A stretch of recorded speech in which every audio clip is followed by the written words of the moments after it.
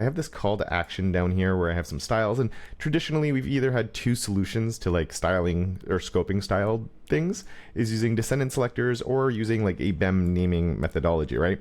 And so let's say I had my descendant selectors here where I have my color of yellow on there, and that works for changing the title here without changing my H2 that's outside of it. Right there. So this is staying white because it's a descendant selector. The problem is I've also changed the style of this, and I can't read my links and my H2s that are inside of there. So first of all, what we can do is let's come in with an @scope, and inside of parentheses, I'm just going to do call to action like this.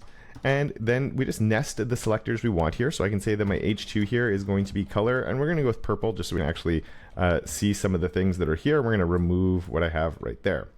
And so that's going to scope that purple H2 to right here, which is awesome. And it's not changing the H2 that's outside over here because this H2 is not scoped. It's not inside of the call to action. So right away, it's a win.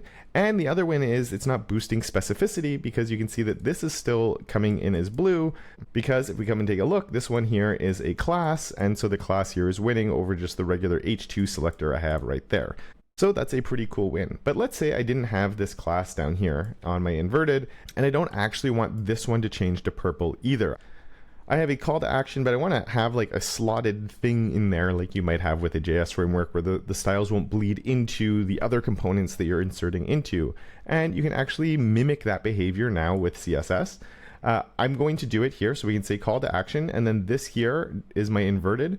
So I could say to, and then do a dot inverted.